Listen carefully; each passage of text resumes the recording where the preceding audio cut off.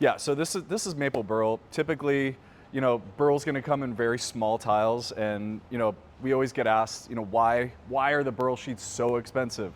It really is a ton of labor to put these things together, to sort through each individual tile, throwing out ones that have defects. But it's a very slow, painful process to get that entire 4x8 sheet of veneer.